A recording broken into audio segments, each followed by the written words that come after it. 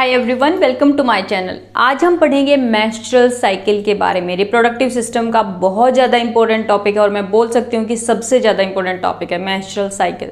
ठीक है, तो बहुत ही आसानी से पढ़ेंगे। ये बहुत डिफ़िकल्ट होता है बच्चों के लिए कि क्या हमें एक्चुअली लिखना चाहिए एग्जाम में, तो आज वो भी देखेंगे और समझेंगे ओवेरियन साइकिल और मेंस्ट्रुअल साइकिल दोनों के बारे में। ठीक है, so basically menstrual cycle, menstrual means per month. ठीक है, पर मंथ जो फीमेल्स में चेंजेस होते हैं, मेंस्ट्रुअल साइकिल को हम बेसिकली 3 फॉर्म्स में पढ़ते हैं। एक तो ओवेरियन में क्या चेंजेस होते हैं, ओवरी चेंजेस जो होते हैं, that will be ovarian cycle, right. Then endometrium में जो चेंजेस होते हैं, यूट्राइन जो चेंजेस होते हैं, वो होते हैं हमारे यूट्राइन साइकिल या एंडोमेट्रियल साइकिल। ठीक है, एंड देन हॉर्मोन्स में क्या चेंजेस होते हैं। अल्टीमेटली हॉर्मोन्स के इन्फ्लुएंस की वजह से ही ओवरी और एंडोमेट्रियम में चेंजेस हो रहे होते हैं जो हमें पढ़ने हैं इसमें। तो बहुत ही आसान रहेगा। अगर आप सोचते हैं ये टॉपिक बहुत डिफिकल्ट है, तो हम इस वीडियो से इसे बहुत ज़्यादा ईजी बनाने वाले हैं। तो बिल्कुल सिंपल कॉन्सेप्ट से समझेंगे हम। तो हमें हार्मोन्स का इन्फ्लुएंस इन 2 एरियाज में देखना है, इसीलिए हमें पता होना चाहिए वो हार्मोन्स कहाँ से सिक्रेट होते हैं, राइट। तो इसीलिए पहले हम उस एक्सिस को देख लेते हैं आखिर कैसे सिक्रेट होते हैं। ओके, तो सबसे पहले हमारा जो है इसको बोलते हैं HPG axis, hypothalamus pituitary gonadal axis, HPG axis. ठीक है, तो बेसिकली होता क्या है, हाइपोथैलेमस, ठीक है, हाइपोथैलेमस से GnRH सिक्रेट होता है। नॉर्मली GnRH पल्सेटाइल नेचर जो होता है GnRH का, वो प्यूबर्टी पे GnRH ज़्यादा अमाउंट में सिक्रेट होना शुरू हो जाता है और मैस्चुरेशन साइकिल जो है स्टार्ट हो जाता है। यहाँ हम उसकी बात नहीं करेंगे। तो बेसिकली आपको पता होना चाहिए कि हार्मोन्स जो हैं ये कहाँ से आते हैं। तो हाइपोथैलेमस GnRH सिक्रेट करता है, गोनाडोट्रोफिन रिलीजिंग हार्मोन। ओके, वो बेसिकली क्या होता है, एंटीरियर पिट्यूटरी पे ये GnRH एक्ट करता है। यहाँ पे ये क्या है, anterior pituitary, anterior pituitary, anterior pituitary पे एक्ट करेगा। ठीक है, और एंटीरियर पिट्यूटरी इसके रेस्पॉन्स में क्या सिक्रेट करेगी, 2 हार्मोन सिक्रेट करेगी, LHFSH। इतना क्लियर है? ओके, अब ये LHFSH जो है एंटीरियर पिट्यूटरी सिक्रेट करती है, ये जाके गोनेड्स पे एक्ट करेंगी। अब यहाँ गोनेड्स फीमेल्स में रहेगी ओवरी। ओके, तो ओवरी में जाके, अब ये देखो ओवरी क्या है, हमें पता है ये यूट्रस है, ये यहाँ पे ओवरी होती है, ये फैलोपियन ट्यूब है। ठीक है, तो ये ओवरी जो है यहाँ पे ब्लड से जाएंगे LHFSH और ओवरी पे जाके एक्ट करेंगे। अब ओवरी उसके रेस्पॉन्स में जो है ईस्ट्रोजन सिक्रेट करेगी, हम देखेंगे कैसे। तो बेसिकली ईस्ट्रोजन सिक्रेट करेगी हार्मोन। फाइन, अब ईस्ट्रोजन जो है ये आपको पता होना चाहिए एक्सिस का, कि ईस्ट्रोजन जब भी कोई हार्मोन ज़्यादा होते हैं वो हमेशा नेगेटिव फीडबैक से अपना सिक्रेशन कम करने की कोशिश करते हैं, इसे बोलते हैं नेगेटिव फीडबैक मैकेनिज्म, राइट। तो ईस्ट्रोजन जो है बेसिकली यहाँ थोड़ी सी कहानी अलग है। ईस्ट्रोजन जब लो लेवल में होता है, कम सिक्रेट होता है, तब ये इनहिबिट कर रहा होता है इस एक्सेस को। ठीक है, लेकिन जब ये हाई लेवल में सिक्रेट होता है, ज़्यादा अमाउंट में सिक्रेट हो जाता है, तब ये पॉजिटिवली स्टिमुलेट कर रहा होता है, ज़्यादा बढ़ा रहा होता है GnRH सिक्रेशन को और बढ़ा रहा होता है LHFSH। ओके, तो ये हमने एक्सिस पढ़ ली। अब ये पॉइंट क्लियर है आप सबको? ओके, तो अब हम बात करेंगे कि कैसे हम ये 3 टाइप के साइकिल पढ़ेंगे और क्या क्या चेंजेस होता है। ओके, तो सबसे पहले हम उसे रिलेट भी करेंगे साथ साथ, तो इसीलिए मैंने सारा इकट्ठा ड्रॉ कर दिया है। अगर आपको भी समझना है तो साथ साथ आप ड्रॉ करिए, मैं आपको बताऊंगी कैसे बेसिकली ये ड्रॉ क्या है। ठीक है, तो सबसे पहले ये जो हम इस पे फोकस करेंगे, ये है ओवरी में जो चेंजेस हो रहे होते हैं, यानी ovarian cycle. Specially ovarian cycle भी आपको क्वेश्चन मिल सकता है या फिर यूट्राइन चेंजेस भी मिल सकते हैं। ठीक है, ड्यूरिंग मेंस्ट्रुअल साइकिल। तो क्या है बेसिकली, तो हमें पता है ओवरी में फॉलिकल्स बनते हैं, राइट। तो फॉलिकल जो है वो बहुत सारे होते हैं, पूरा अगर लाइफ साइकिल की बात करें तो बहुत सारे फॉलिकल्स बन रहे होते हैं। उन फॉलिकल्स में से बहुत सारे मैच्योर हो रहे होते हैं। ठीक है, अब ये मैच्योर कब होंगे, बहुत सारे फॉलिकल्स हैं। ठीक है, जब पिट्यूटरी से GnRH सिक्रेट होगा। ठीक है, GnRH, ठीक है, जब GnRH सिक्रेट होगा उसके रिस्पॉन्स में हाइपोथैलेमस से, उसके रिस्पॉन्स में पिट्यूटरी FSH सिक्रेट करेगी, राइट। ये हमने पढ़ लिया। हाँ, तो फॉलिकल स्टिमुलेटिंग हार्मोन बचा, राइट। FSH क्या होता है, फॉलिकल स्टिमुलेटिंग हार्मोन। ओके, तो FSH क्या करता है, FSH ये बेसिकली मैच्योर करवा रहा होता है फॉलिकल्स को। अब फॉलिकल मैच्योर होते जाएंगे, FSH है हमारे पास, फॉलिकल मैच्योर होते जाएंगे। तो जब ये FSH है, राइट, ये FSH, तो FSH का लेवल हाई रहेगा और ये FSH जो है ना ये LH को इनहिबिट करता है, सप्रेस करके रखता है, तो इसीलिए जो रेड कलर में है ये LH, इसका लेवल जो है वो कम रहेगा। ठीक है, इतनी बात समझ आई? ओके। तो अब बेसिकली क्या होता है, जब फॉलिकल मैच्योर हो रहे होते हैं ना बच्चा, तो वो ईस्ट्रोजन सिक्रेट कर रहे होते हैं। ठीक है, तो फॉलिकल जब भी मैच्योर होंगे वो क्या सिक्रेट करेंगे? ईस्ट्रोजन। तो ईस्ट्रोजन जो थोड़े अमाउंट में है अब वो धीरे धीरे बढ़ना शुरू करेगा। ठीक है, अब देखो ईस्ट्रोजन का ग्राफ जानबूझ के हम बाद में डिस्कस करेंगे, ईस्ट्रोजन और प्रोजेस्टेरोन का ग्राफ। तो ईस्ट्रोजन जो बेसिकली बढ़ता जाएगा, फॉलिकल मैच्योर होता जाएगा, जितना मैच्योर होगा उतना ईस्ट्रोजन बढ़ता जाएगा।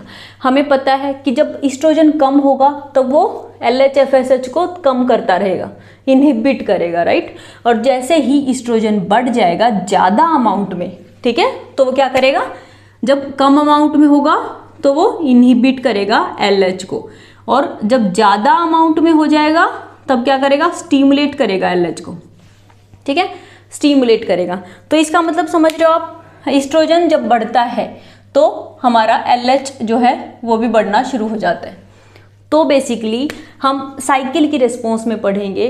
ठीक है, ये मैंने जो लाइन ड्रॉ की है पूरा 1 मंथ है, 28 डे साइकिल है। ठीक है, ओके।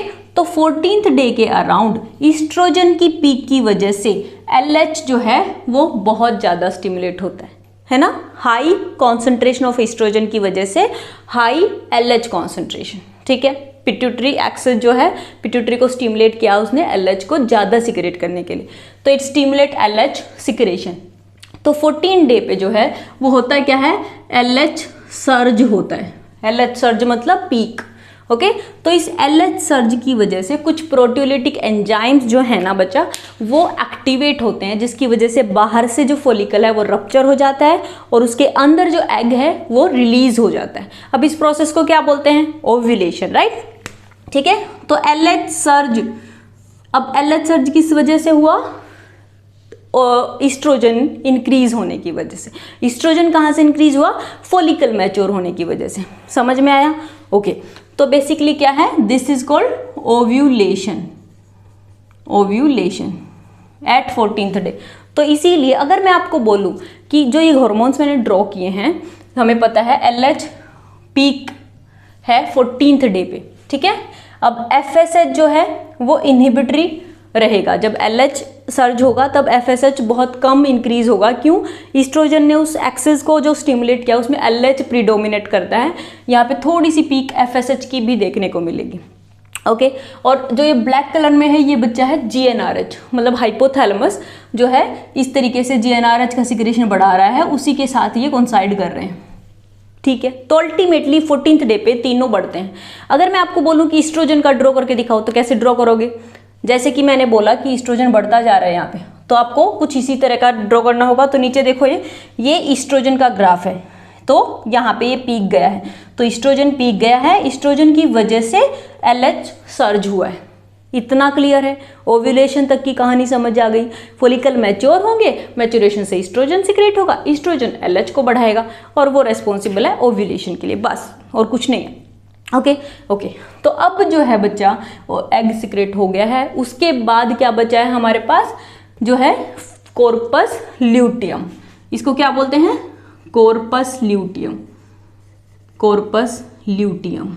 ओके, इसीलिए बच्चा ओव्यूलेशन के बाद की जो पीरियड है, ठीक है, इसको हम बोलते हैं ल्यूटियल फेज, है ना। और अब तक जो है फॉलिकल्स मैच्योर हो रहे थे, तो इसको हम बोलेंगे फॉलिक्यूलर फेज। तो आपको कंफ्यूज नहीं होना कि मेंस्ट्रुअल साइकिल में फॉलिक्यूलर फेज आएगा या सिक्रेटरी फेज आएगा, है ना, प्रोलिफरेटिव फेज आएगा या मेंस्ट्रुअल फेज आएगा, तो कब आएंगे ये? ठीक है, तो यहाँ आपको ये कॉन्सेप्ट बड़ा क्लियर कर देना है कि फॉलिक्यूलर फेज जो बच्चा, फॉलिक्यूलर फेज, ये हम बात कर रहे हैं ओवरी की, और ल्यूटियम भी बनेगा ओवरी में, तो ल्यूटियल फेज भी, ल्यूटियल फेज ये भी ओवरी का है। अब कहानी समझ आ गई? तो फॉलिकुलर और ल्यूटियल आप यूट्राइन में नहीं लिखेंगे अब, ठीक है। ओके, तो अब कॉर्पस ल्यूटियम जब बनता है ना, तब क्या होता है बेसिकली, तब ईस्ट्रोजन, प्रोजेस्टेरोन और इनहिबिन, ये 3 हार्मोन बनाता है कॉर्पस ल्यूटियम। ये सिक्रेट करेगा, क्या क्या सिक्रेट करेगा? Estrogen, progesterone and inhibin. अब देखो ये तीनों ही हार्मोन क्या करेंगे?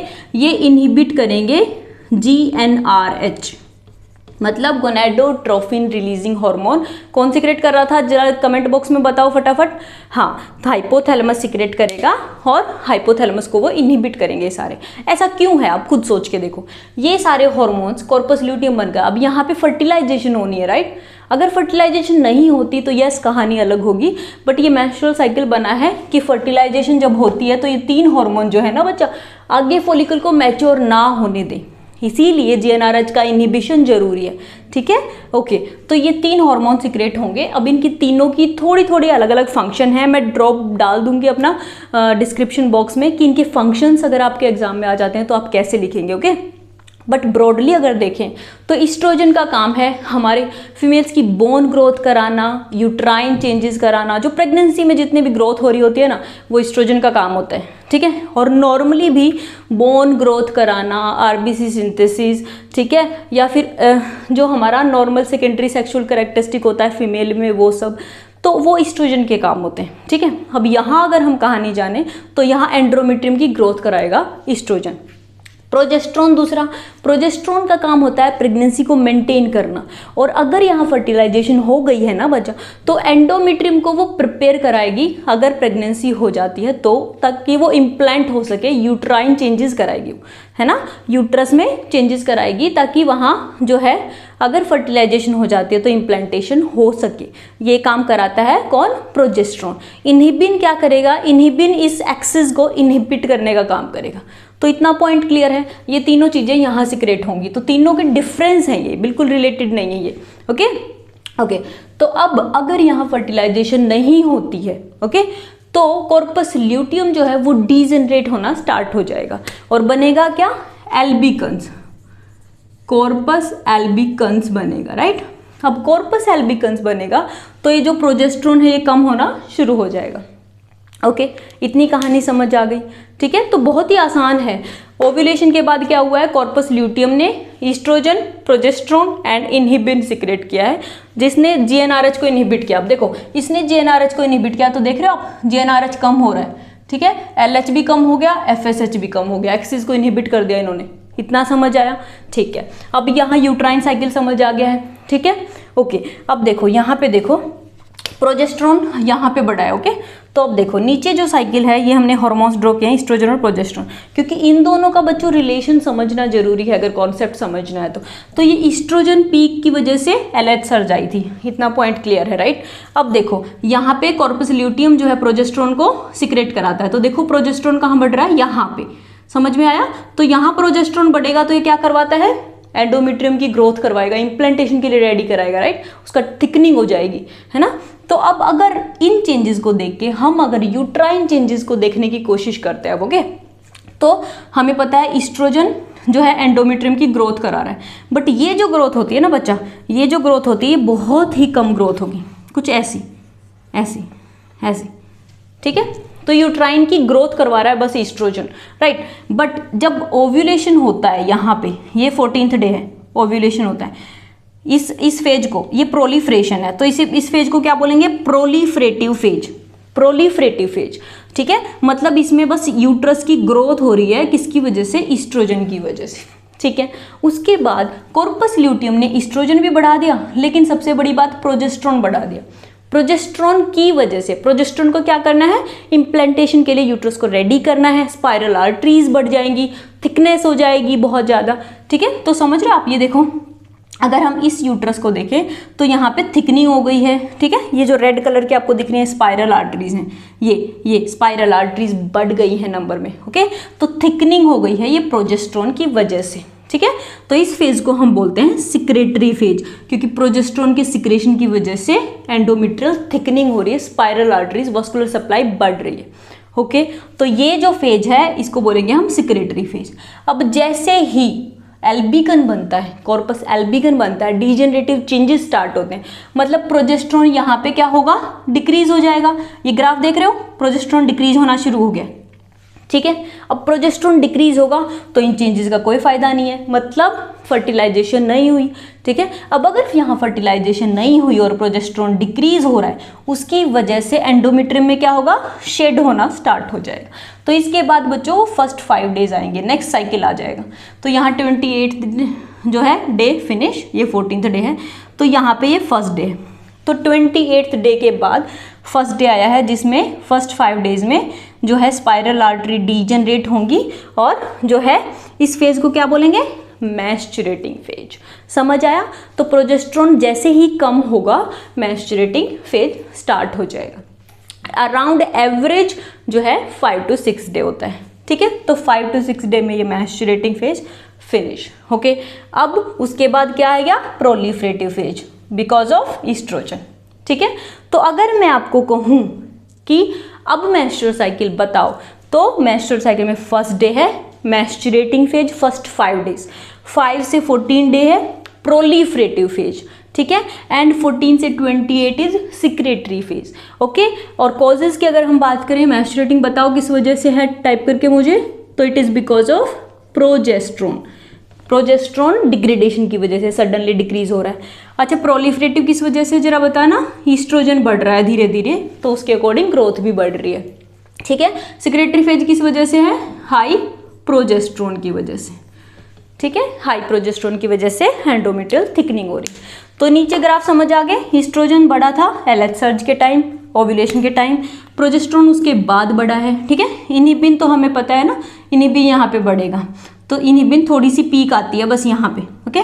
और ये इनहिबिन जो है ये बेसिकली इनको डिग्रेड करने का काम करता है, डिक्रीज करता है इसकी सिक्रेशन, ओके।